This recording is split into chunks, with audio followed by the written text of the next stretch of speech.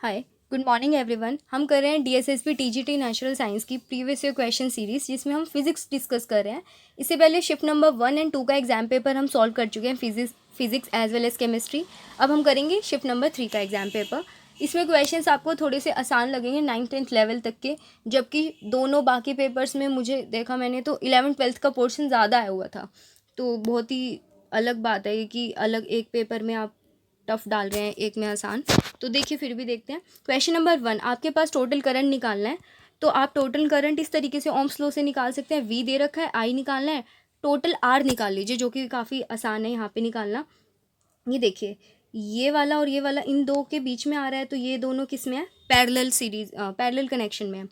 ठीक है, ये वाला और ये पैरेलल में है, और जो इनका रिजल्टेंट आएगा वो इसके साथ क्या है? सीरीज़ में, और फिर ये अगेन पैरेलल। तो देखिए, इस पूरे को, ये पैरेलल कनेक्शन को सॉल्व करते हैं।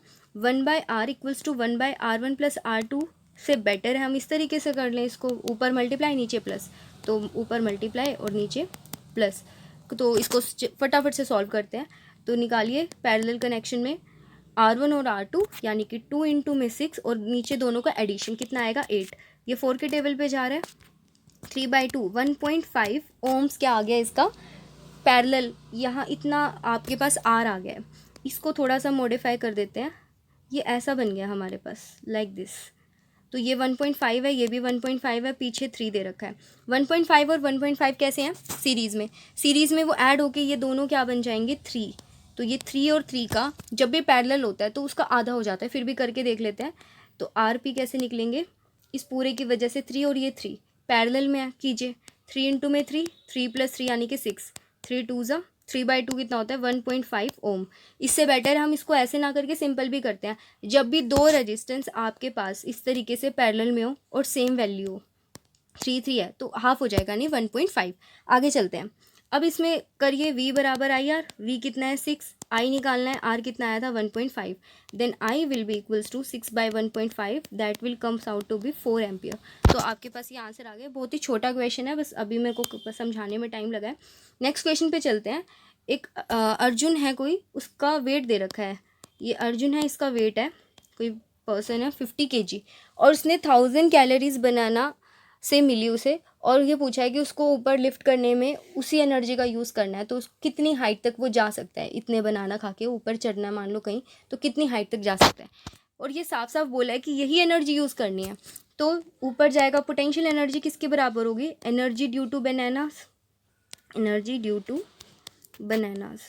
तो भाई अब देखिए, पोटेंशियल एनर्जी का formula mgh, energy due to bananas निकाल लीजिए। एक बनाना, देखिए बनाना से उसे 1000 कैलोरीज मिली। 1 कैलोरी इक्वल्स टू 4.2 जूल्स होता है। तो 1000 कैलोरी कितना हो जाएगा? 4.2 इंटू में 1000। आप इसको सॉल्व कीजिए, तो ये ऊपर आपके पास 4200 जूल्स आ गया, राइट। तो आप इसको यहाँ रख दीजिए, 4200 जूल्स। हाइट निकालनी है, 4200। बंदे का मास कितना है? 50, और जी की वैल्यू इन्होंने कहा है 10 यूज़ कीजिए। तो आप इसको कट कीजिए 5 की टेबल से, तो 8.4 मीटर्स में आपका क्या आ जाएगा? आंसर। तो काफ़ी आसान क्वेश्चन है, कोई ऐसा नहीं है कि बहुत ही ज़्यादा टाइम लगेगा या मुश्किल है क्वेश्चन। नेक्स्ट क्वेश्चन भी देखिए, कुछ सेकंड्स में ही हो जाएगा ये। तो आपको वेलोसिटी टाइम ग्राफ दिया है मूविंग पार्टिकल का। अब देखिए, यहाँ पे वेलोसिटी चेंज ही नहीं हो रही समय के साथ, और फोर्स पूछा है। फोर्स क्या होता है? चेंज इन वेलोसिटी, यानी change in momentum with respect to time, change in momentum.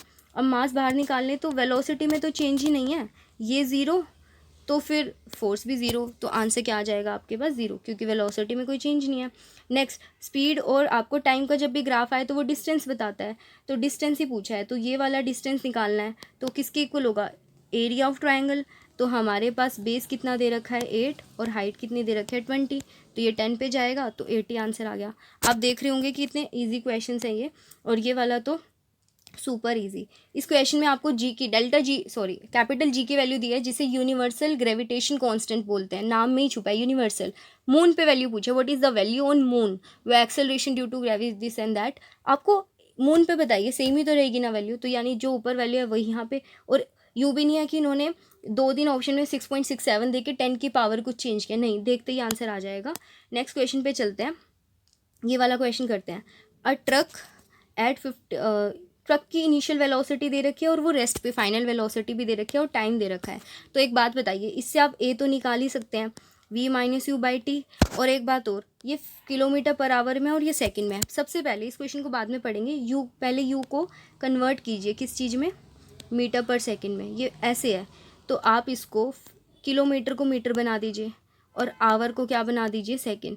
इससे बेटर आप इसको 5/18 से भी क्या कर सकते थे, मल्टीप्लाई, तो भी हो जाता। आप देख लीजिए किस तरीके से करना है।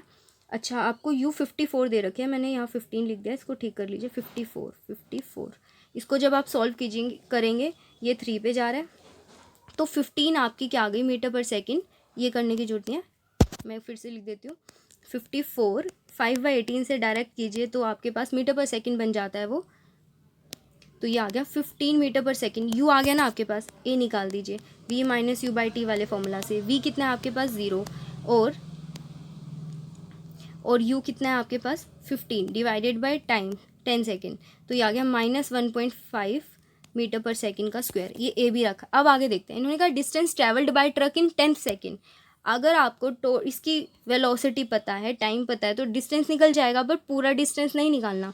ये एक हर सेकंड की बात हो रही है, तो यहाँ पे जो 10th सेकंड है उसमें उसने सिर्फ ये निकालना है कि कितना दूरी तय की है 10th सेकंड में। क्योंकि आप देख रहे हैं इसमें रिटार्डेशन भी हो रहा है। अभी देखा ना, एक्सेलरेशन माइनस में आ रहा था, समय के साथ उसकी स्पीड कम भी हो रही है। तो हर बार उसने अलग स्पीड को तय किया है।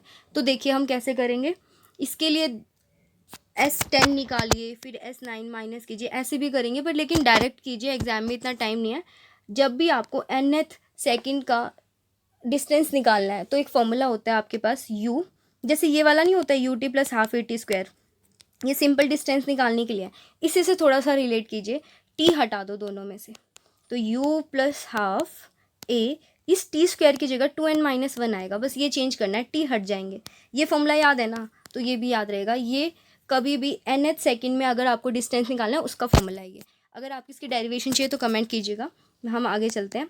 तो u प्लस हाफ ए 2n-1 फटाफट कर सकते हैं इसको। u कितना था हमारे पास, 15, फिर प्लस हाफ ए कितना था, -1.5, एन 10th सेकंड का निकालना है। 2 10 20 -1 इक्वल्स टू 19। आप इसको सॉल्व कीजिएगा तो आपके पास यहाँ पे इसको सॉल्व करेंगे तो आंसर आएगा, ये माइनस में आएगा 14.25, इसको माइनस करेंगे तो 0.75 मीटर। तो यहाँ बताने में थोड़ा टाइम लग रहा है, पर आप जब वहाँ करेंगे तो इतना टाइम नहीं लगने वाला। तो हम नेक्स्ट क्वेश्चन पे बढ़ेंगे। और अगर आपको थोड़ी सी भी ये वीडियो हेल्प लगे तो प्लीज़ लाइक एंड कमेंट कर दीजिएगा एंड शेयर भी कर दीजिएगा, सो दैट कि थोड़ा सा मोटिवेशन मिलता है इससे। नेक्स्ट क्वेश्चन पे चलते हैं। A piece of copper of density, आपको यहाँ पे कोई कॉपर है, उसकी डेंसिटी दे रखी है, चलो डी पता है हमें, उसमें इंटरनल कैविटी है। बस समझ लीजिए कि भाई इतना बड़ा कोई हमारे पास टुकड़ा है, उसमें अंदर वो खोखला है, तो यानी कॉपर सिर्फ इतने पार्ट में है। ये है कॉपर का पार्ट। बस इसको ऐसे इमेजिन कीजिए, वो ऐसा दिखता है कॉपर, ठीक है। अब उसका आपको वज़न भी दे रखा है, ठीक है, हवा में और पानी में जाके, यानी कि कोई चीज़ मान लो 10 थी, पानी में जाके वो 6 लग रही है, तो उसका अपेरेंट वेट कितना है, मास 6, एंड वो पहले कितना था, रियल में 10। तो इसका मतलब कुछ मास उसका कम हो गया जितना बाइंड फोर्स लगता है। चलिए अभी देखते हैं क्या निकालना है, द वॉल्यूम ऑफ कैविटी। इस कैविटी का वॉल्यूम, तो सिंपल सी बात है, हम बड़ा नहीं करेंगे। अगर मैं इस चीज़ का वॉल्यूम निकाल लूँ, पूरे का, इस पूरी चीज़ का मैं वॉल्यूम निकाल लूँ, और साथ में ये जो साइड में ये पार्ट है इसका निकाल के माइनस कर दूँ, तो मेरे पास कैविटी का वॉल्यूम आ जाएगा। तो पूरे का वॉल्यूम निकाल लीजिए एक बार। तो वो कैसे निकालेंगे भाई, जब ये पानी में जाएगा तो ये जितना पानी बाहर फेंकेगा इसका वॉल्यूम आ जाएगा, यानी वो तो निकल जाएगा। अब आप एक और काम कीजिए, इसका जो सिर्फ कॉपर वाला हिस्सा है, ये थोड़ी ना है कॉपर, सिर्फ अंदर वाला जो कॉपर वाला हिस्सा है उसका वॉल्यूम कैसे निकालेंगे। ऊपर लिखा तो है यहाँ पर density equals to mass by volume, then volume will be equals to mass by density. तो यहाँ पे आपका मास कितना दे रखा है इसका, 264, और डेंसिटी कितनी दी हुई है, 8.8, ठीक है। तो आप इसको सॉल्व करेंगे, ये ऊपर जाएगा, ये 11 के टेबल से आई थिंक कट जाएगा, तो जब इसको सॉल्व कर लेंगे तो इसका आंसर आपके पास आने वाला है 30 आ रहा है, राइट।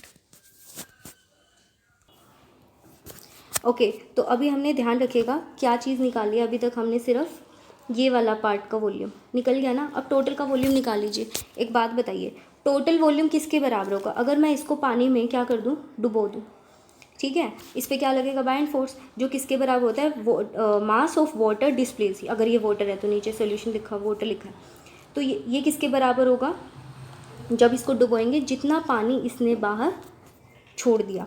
अच्छा, अब जितना पानी बाहर जाएगा उसका कुछ वॉल्यूम भी होगा। जितना पानी बाहर जाएगा, देखिए, मान लो कि 10 पानी बाहर गया, तो पानी का मास और वॉल्यूम सेम ही तो होता है, क्योंकि पानी की डेंसिटी क्या होती है, 1। तो जितना वॉल्यूम बाहर पानी का जाएगा उतना ही इस पूरी चीज़ का वॉल्यूम होगा। आया समझ? तो बस अब हम वही करेंगे। सबसे पहले ये देख लीजिए, वाटर जो बाहर निकल गया डिस्प्लेस, वो किसके बराबर होगा, वाटर डिस्प्लेस। तो वाटर डिस्प्लेस किसके बराबर होगा, देखिए आपको 264 माइनस 221 करना है। इससे आपके पास उस चीज़ का वो मास आ जाएगा जो उसने खो दिया। वो जो कॉपर का बर्तन है उसका कुछ मास लॉस हुआ, वो किसके बराबर होगा, जितना पानी उसने बाहर छोड़ दिया। तो सॉल्व करके ये कितना आएगा आपके पास, माइनस कीजिए 43। अगर ये 43 वाटर डिस्प्लेस्ड है तो वॉल्यूम भी डिस्प्लेस यही होगा, और यही किसका वॉल्यूम होगा, उस पूरे ब्लॉक का, कैविटी के इंक्लूड करके। तो पूरे का 43 है, अंदर वाले का 30 है, तो कैविटी का कितना हो जाएगा वॉल्यूम, 13। समझ आया आपको? नहीं समझ आया तो कमेंट कीजिएगा। नेक्स्ट क्वेश्चन पे बढ़ेंगे हम। नेक्स्ट क्वेश्चन पे चलते हैं। इसमें क्या बोला है, कोई पर्सन है, उसका वज़न आपको कितना दे रखा है, 50 kg, और उसकी शोल्डर पे यहाँ पे कुछ 50 न्यूटन का उसने कुछ मटेरियल भी अपने यहाँ पे रखा हुआ है, कोई लोड है।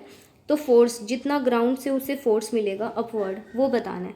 तो जितना इन दोनों का वेट होगा, न्यूटन्स का थर्ड लॉ, उतना ही उसको क्या मिलेगा, नीचे से ऊपर की तरफ फोर्स मिलेगा। न्यूटन्स का थर्ड लॉ लगा दीजिए। तो बस आपको यहाँ पे क्या करना है, फोर्स जो उसे ग्राउंड से महसूस होगा वो किसके बराबर होगा, बंदे का जो मास है, mass of person upon plus mass of load. तो यहाँ पे पर्सन का मास आपको 50 के मास दे रखा है, जी से मल्टीप्लाई कर देंगे तो उसका एक्चुअल जो वेट है, हमें मास नहीं वेट लेना चाहिए क्योंकि यहाँ फोर्स की बात हो रही है। तो मास ऑफ लोड कितना है यहाँ पे, 50 न्यूटन मतलब वेट। तो ये आ गया 500 plus 50, that will be equals to this. तो 550 आपके पास क्या है, इसका आंसर है। नेक्स्ट क्वेश्चन की तरफ बढ़ेंगे। नेक्स्ट क्वेश्चन हमारे पास आप देख सकते हैं क्या है, a body is drop freely from height. कोई हमारे पास कोई ऑब्जेक्ट या कोई यहाँ पे कोई बॉडी है, इसको हमने x मीटर की ऊंचाई से छोड़ दिया और इसको आने में y सेकेंड लगे, राइट, ग्राउंड पे। तो पूछा है कि बीच में x/2 दूरी तय करने में उसे कितना समय लगा होगा। ये है, ये तो वैसे भी डायरेक्ट है बट लेकिन हम फिर भी इसको सॉल्व करेंगे पूरा प्रॉपर। तो देखिए, टोटल x मीटर की दूरी तय करने में उसे कितना सेकंड लगा, y सेकंड।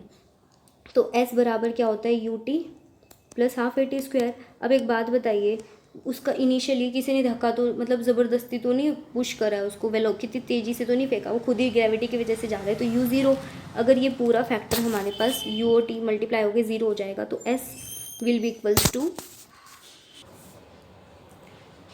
ओके।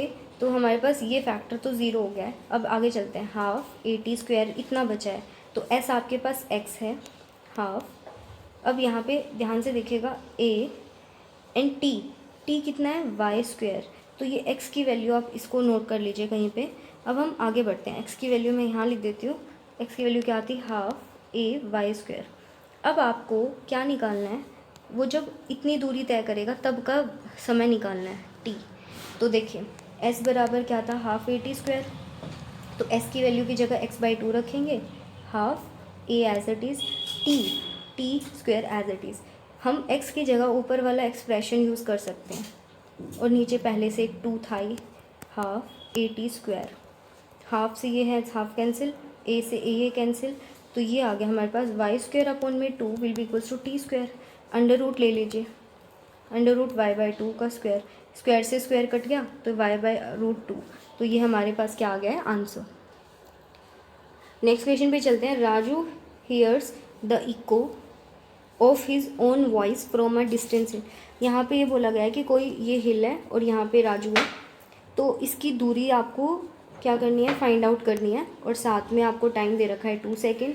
और आपको एयर की जो स्पीड दे रखी है, sound of speed in air 350 metre per second, ध्यान रखिएगा। तो कर दीजिए इसमें 2d equals to speed into time, तो d निकालना है तो v इंटू टी अपॉन में 2, तो 250, टाइम कितना है 2 सेकेंड और 2 तो 350। तो ये हमारा छोटा सा क्वेश्चन। नेक्स्ट क्वेश्चन देखिए आप, ये आप खुद कीजिए। यहाँ पे क्रिकेट बॉल और टेनिस बॉल है अलग अलग मास की और इसमें सेम काइनेटिक एनर्जी है, तो यहाँ पे आप खुद कीजिए इसे। नेक्स्ट क्वेश्चन पे चलते हैं। Radius of curvature of concave mirror that form an image. देखिए रेडियस ऑफ कर्वेचर आपको of a concave mirror that form an image at a distance of k/3 from the pole if image of object and, जो object और image है उन दोनों का distance same है। ऐसा तो एक ही केस होता है कनकेव मिरर में, ऐसा कौन सा केस है जहाँ ऑब्जेक्ट का डिस्टेंस और इमेज का डिस्टेंस सेम होता है, सेंटर ऑफ कर्वेचर पे ही तो होता है। तो ये आपको इसका मतलब सेंटर ऑफ कर्वेचर ही दिया हुआ है, राइट। हम नेक्स्ट क्वेश्चन पे चलेंगे। Velocity of sound is maximum in steel. फिर ये केमिस्ट्री का एक क्वेश्चन है, हम ये कर चुके हैं। ये वाला क्वेश्चन देख लीजिए कि एवरेज स्पीड, मैथ्स है ये सिंपल, पर इसको हम एक बार फिजिक्स की तरीके से ही पूरा ही करेंगे, हम मतलब डायरेक्ट नहीं करेंगे। अब यहाँ पे क्या बोला है कि यहाँ पे अब्राहम का क्या है, घर है, पढ़िए क्वेश्चन। और यहाँ पे अब्राहम का क्या है, स्कूल। ये स्कूल है और ये हाउस है, ठीक है। और ये कितनी दूरी पर है, 2 किलोमीटर दूरी पे है। 8:30 बजे वो निकलता है, 9 बजे उसका एग्ज़ाम है, आई थिंक इसको पहुंचना है 9 बजे तक। तो इसके पास 30 मिनट है, 30 मिनट आवर में कन्वर्ट कर लीजिए, तो यानी 0.5 घंटा है उसके पास, है ना। अब उसको ये कहा है कि पहला किलोमीटर चलने में तो उसे इतनी स्पीड से चला, नेक्स्ट स्पीड बतानी है। तो इसे आप डायरेक्ट एवरेज वाले फॉर्मूले से भी कर सकते हैं, चाहे तो मर्जी है। मैं एक बार पूरा फिजिक्स वाले तरीके से ही बता देती हूँ पूरा कम्प्लीटली। यहाँ पे उसने टी टाइम लिया होगा, यहाँ पे उसने T2 टाइम, कुछ तो टाइम लिया होगा, तो टोटल टाइम T1 + T2 है। तो पहले आप T1 निकाल लीजिए, क्योंकि आपके पास डिस्टेंस भी है और स्पीड भी है।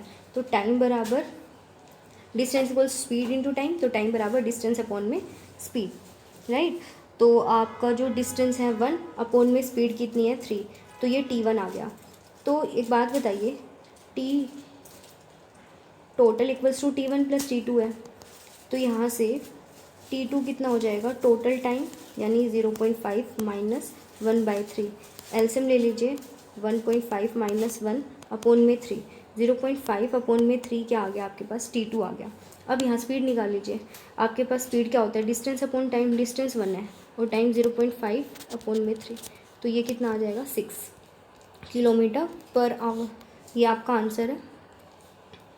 नेक्स्ट क्वेश्चन की तरफ चलेंगे। अब यहाँ पे क्या कहा है, एक कोई आपके पास रजिस्टर है, ये देखिए, ये कोई आपके पास कोई रजिस्टर है, 20 सेंटीमीटर इसकी लेंथ है और इसका पहले रेजिस्टेंस कितना था, 5 ओम था इसका रेजिस्टेंस। अगर उसको हमने स्ट्रेच कर दिया, वो जो तार थी ना, उस तार को हमने क्या कर दिया, स्ट्रेच, खींच दिया। तो तार को खींच के हमने पतला कर दिया और 40 सेंटीमीटर लंबाई कर दी, दुगना कर दिया। तो एक बात बताइए, इसका एरिया भी तो कम होएगा। पहले एरिया A था, तो इसका एरिया कितना हो गया, A/2। खींचेंगे तो एरिया भी तो घटेगा। तो आप देखिए, पुराना R का फॉर्मूला ρl/a होता है और न्यू R क्या होगा, L कितना हो गया, लेंथ दुगनी हो गई है, एरिया हाफ हो गया है, इंटू में 2। यहाँ से आप 4 कॉमन लीजिए, ρl/a, ये पुराना R है, तो न्यू R 4 टाइम्स है पुराने R के, तो पुराना R कितना था 5, तो ये कितना आंसर आ गया। ये सारे हम 10th क्लास में आप करवाते ही होंगे बच्चों को। तो ये कुछ क्वेश्चंस हैं।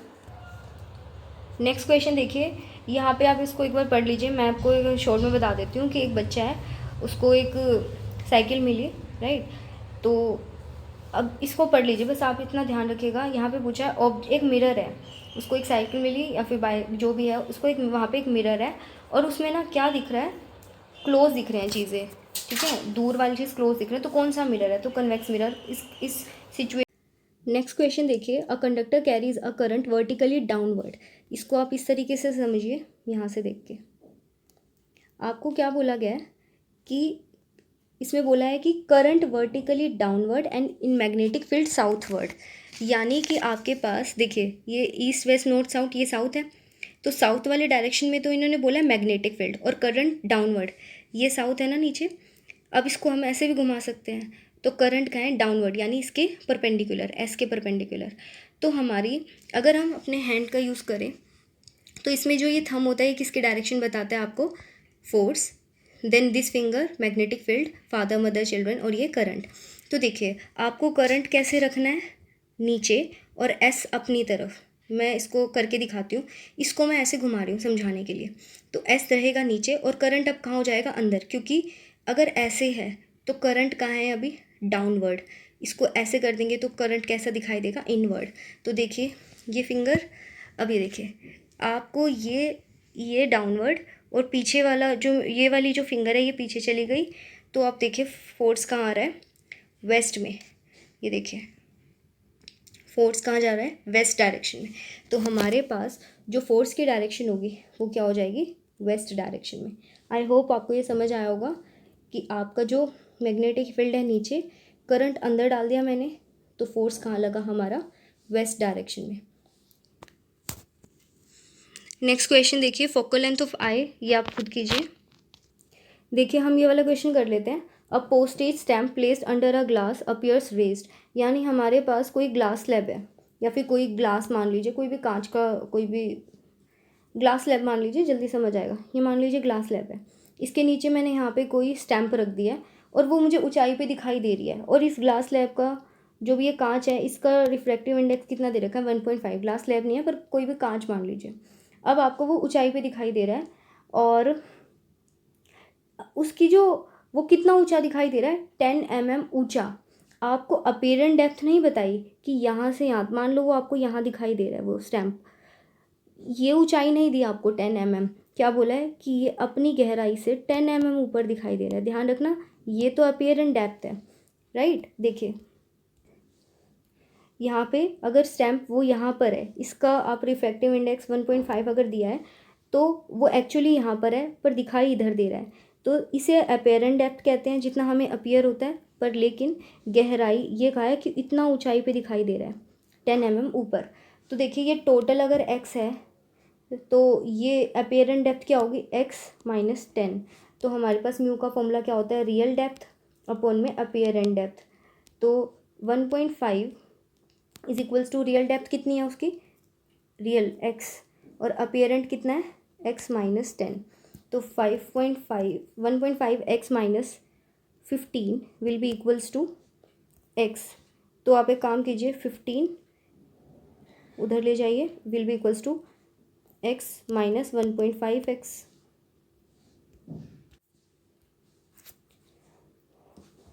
ध्यान रखिए इस तरीके से होगा ये, x अपॉन में 10 x-10।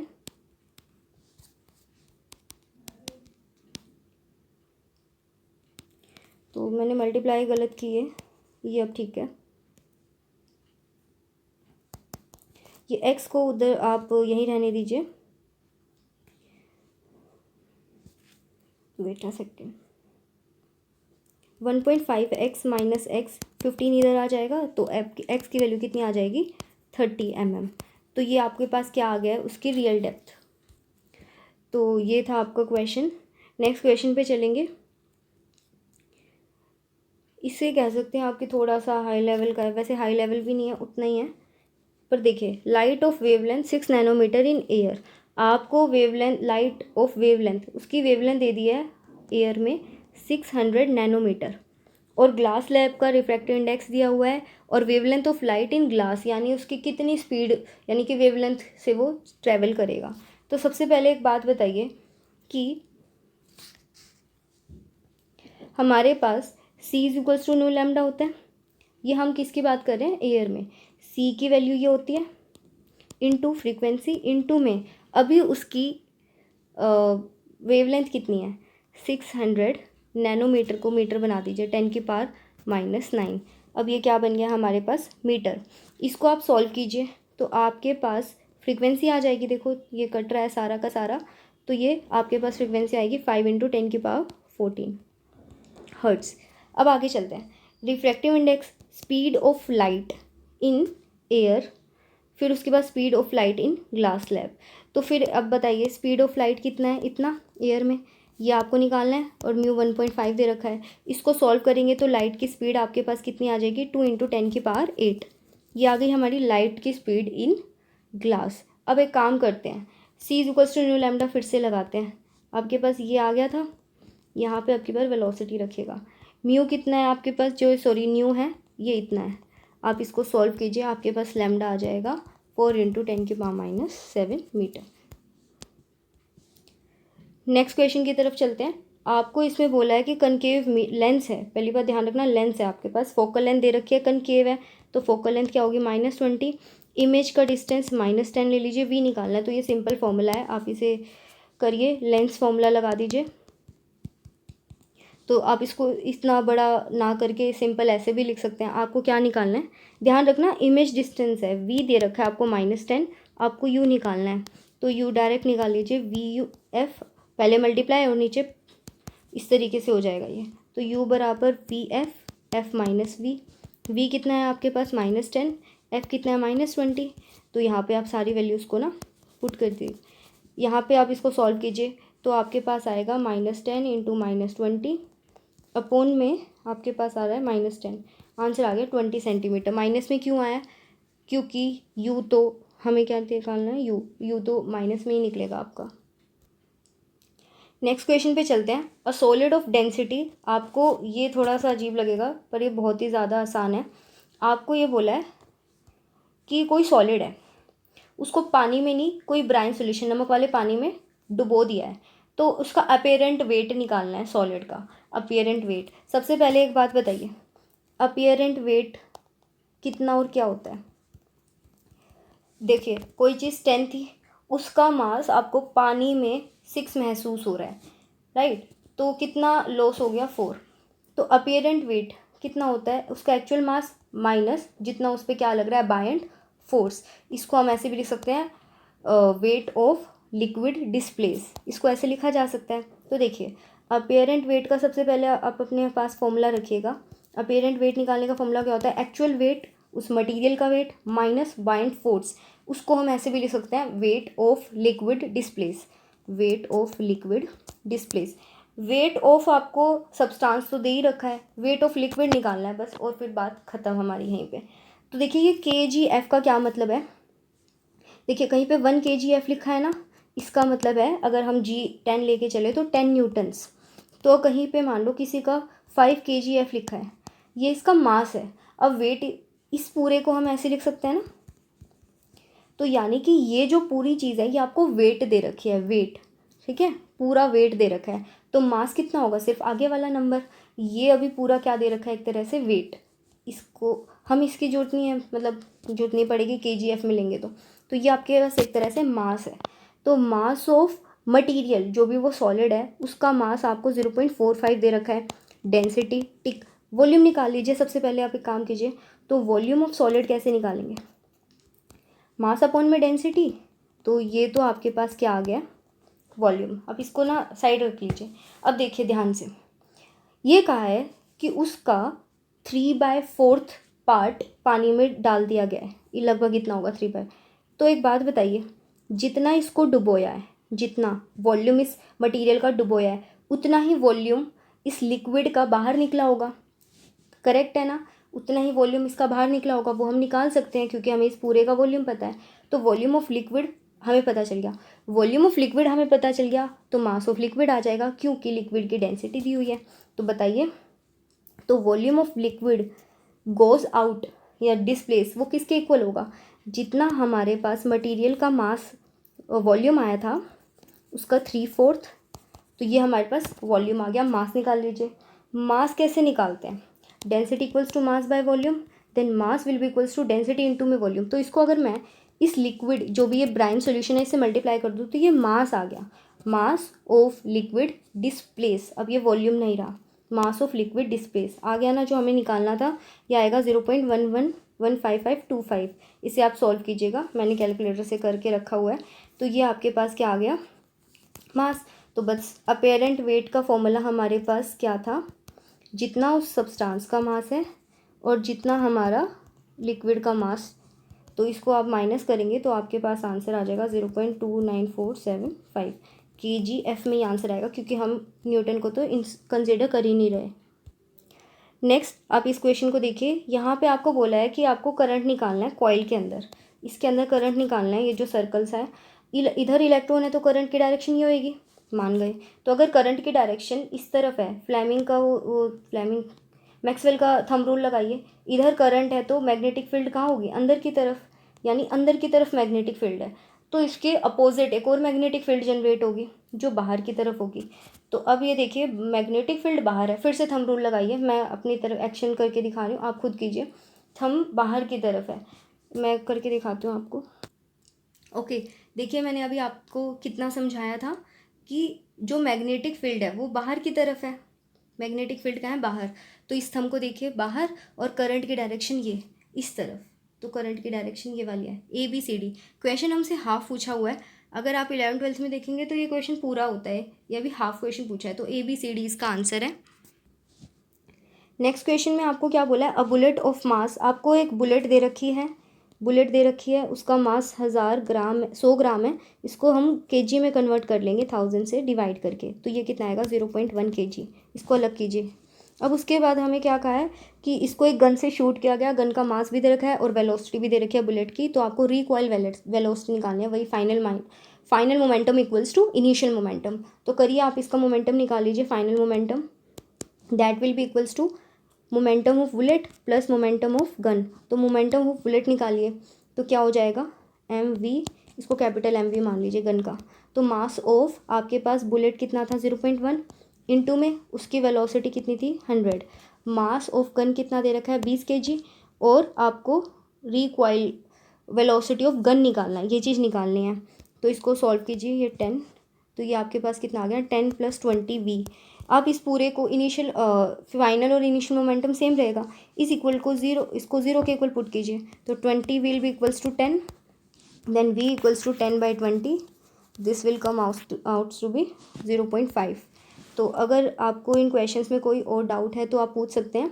Thank you very much, इनको प्रैक्टिस कीजिएगा, और कोई क्वेश्चन आपको लगता है कि एक्सप्लेनेशन ठीक से नहीं है तो आप कमेंट करके बताइए, I will explain again. Thank you so much.